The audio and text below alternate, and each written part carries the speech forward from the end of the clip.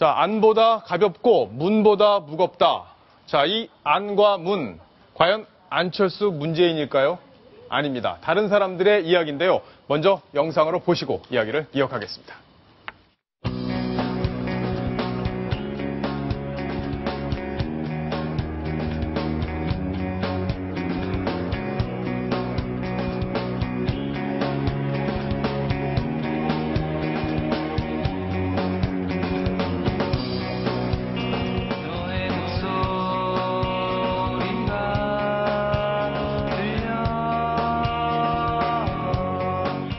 검찰과 야당 사이에 적대 관계가 굉장히 심했었는데 이런 분이 대통령이 딱 되고 나니까 서울지원 공안부에 있었던 검사들 전부 좌천되는 거예요. 반란으로부터의 도피성을 내게 허락해 주신 것을 감사를 드렸습니다.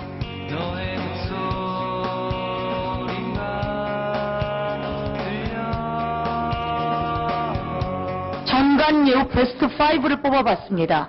1위에는 누가 올라와 있을까요? 황교안 법무부 장관 후보입니다. 한 달에 1억씩 받은 것으로 나와 있습니다. 어느 달은 3억이나 받았습니다. 국민 눈높이에 맞지 않는 이런 많은 급여를 받은 점에 대해서는 참 송구스럽게 생각을 합니다.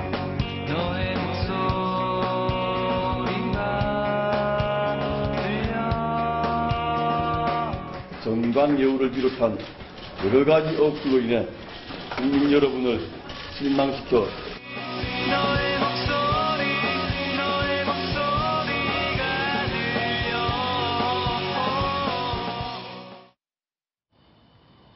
황교안 국무총리 후보자, 아마 청문회 통과가 조금 어렵긴 하더라도 그래도 결과적으로는 통과될 거다, 이런 전망들을 저희가 그동안 해드렸는데, 자, 여러 가지 이야기들이 새로 나오면서 논란이 더 커지고 있습니다. 지금 안보다 가볍고, 이 안은 바로 안대희 전 후보자고요. 문보다 무거운 이 문은 바로 문창극 전 후보자입니다. 이 가운데서 지금 여러 가지 논란이 또 커지고 있는 상황 한번 짚어보겠습니다. 윤정혜 기자. 네. 자, 일단 상황 보니까 이게 뭐 발언, 아까 처음에 봤던 발언들도 그렇고 심상치 않겠어요. 파장이 좀 커질 것 같다, 이런 생각이 좀 듭니다. 그렇습니다. 사실 이 총리 후보자가 원래 내정이 되면요, 기자들이 다 만나러 첫 출근길을 따라갑니다. 따라가면은 이제 뭐 길진 않더라도 보통 얘기들을 많이 하세요. 그런데 이 황교안 후보자 같은 경우에는 이 기자들의 질문도 그냥 뭐 최선을 다하겠습니다, 이거 한마디로 끝낼 정도로 굉장히 말을 아끼고 또 아주 신중한 모습을 보여왔었는데, 결국은 아무리 지금 신중하면 뭐합니까? 이제는 과거 발언들이 결국 문제가 되면서 이렇게 뭐 말실수로 또 곤욕을 치렀던 이 전임 내정자들 그대로 예. 약간 뒤를 밟는 것 같아서 조금 안타깝기도 합니다. 그러네요. 근데 저는 개인적으로 이 발언이 가장 좀 센 발언이었다, 이게 해서는 안 되는 발언이었다, 이런 생각이 드는데, 부산 여자들이 드세니까 그렇지, 그렇다는 내용은 이제 가정폭력 사건이 많이 발생하는데 부산에서 여자들이 드세서 그렇다, 이런 얘기를 한 건데, 박성훈 논설위원, 혹시 처가가 부산 아닌가요?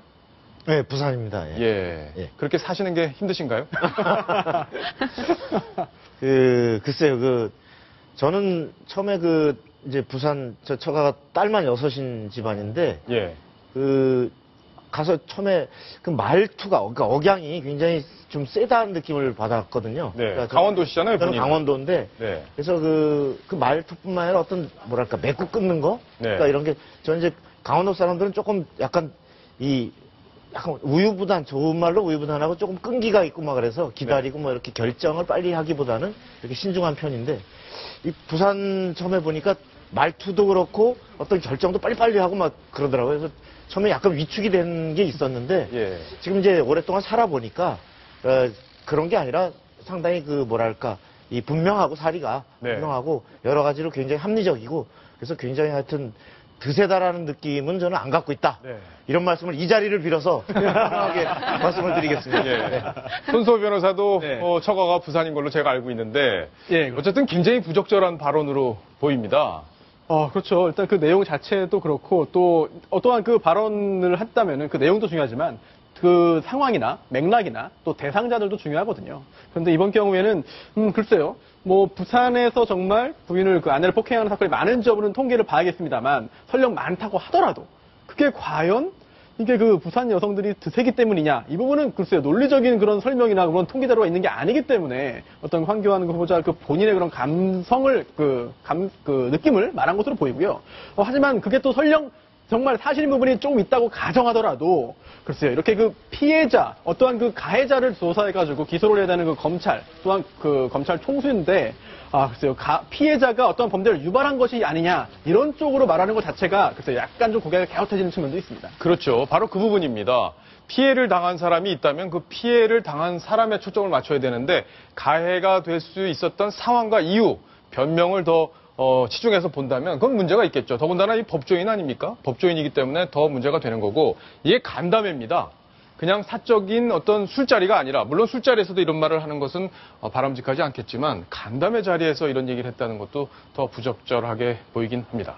특히 보면 저기서 그 어떤 부산 여자가 드세다라는 것만이 문제가 아니라, 그래서 남자들이 말싸움이 안 되니까 손이 먼저 올라간다. 예. 이런 표현은 굉장히 그 가부장적이랄까? 어떤 아니 상대가 말이 드세고 상대가 그러면 손이 올라간다? 이것은 어떤 우리 현대 가족제도에서는 용인되지 않는 정말 아주 캐캐묵은 자칫하면 예. 남성 어떤 우월주의의 과거식의 그러한 어떤 인식으로 보일 수 있기 때문에, 아무리 저것이 기자들과 뭐 식사 자리인지 어떤 저런 데서 농담으로 했는지는 잘 모르겠지만은 어떤 적절하지 않은 인식 같습니다. 예, 분명히 이 부분은 본인이 사과를 해야 될 부분, 그리고 해명도 해야 될 부분이 아닌가 싶은데, 법과 원칙에 따라서 모든 걸 할 것 같았던 분이 이런 얘기를 했다니까 좀 개인적으로 많이 놀랐습니다. 윤정혜 기자, 네. 다른 얘기도 좀 해봐야 될 텐데, 조금 전에 봤던 영상 중에 보면은 과다 수입료 부분, 정관예우가 아니냐 이런 논란을 네. 낳고 있는 바로 그 부분인데, 본인이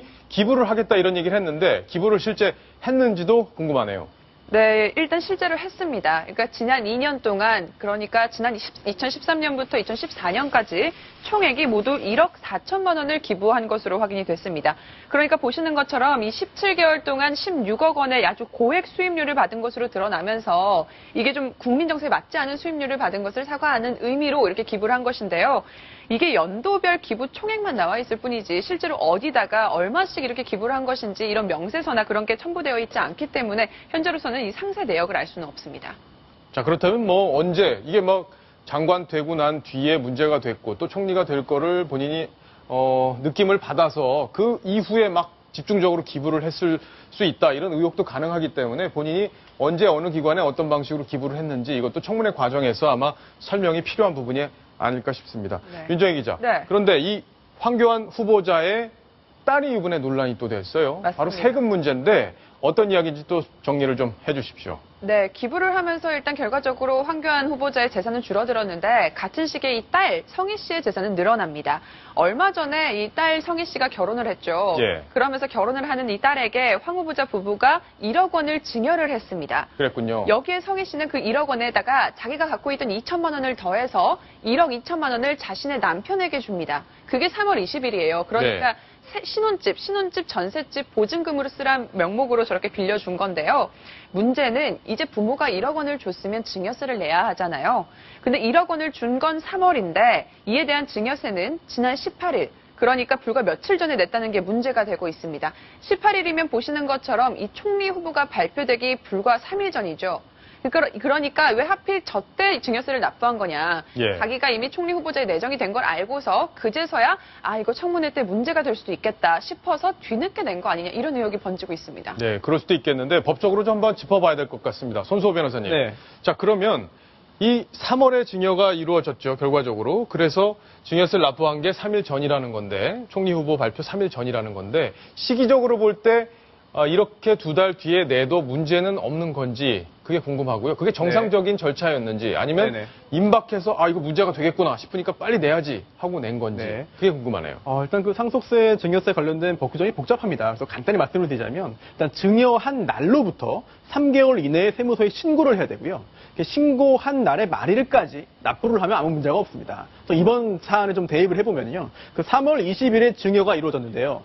세무서에 신고한 그런 날짜가 5월 1일입니다. 예. 따라서 3개월 이내에 신고를 했으니까 신고한 것에 대해서는 전혀 문제가 없겠고요. 아, 문제가 또한, 없군요. 네, 5월 예. 1일에 신고를 했고 또 이제 5월 18일에 납부가 됐거든요. 그렇다면 또 5월 달 안에 납부됐으니까 납부된 것도 문제가 없기 때문에 법적으로는 사실 이 증여세 납부에 대해서는 뭐 문제는 없을 것으로 보입니다. 그렇군요.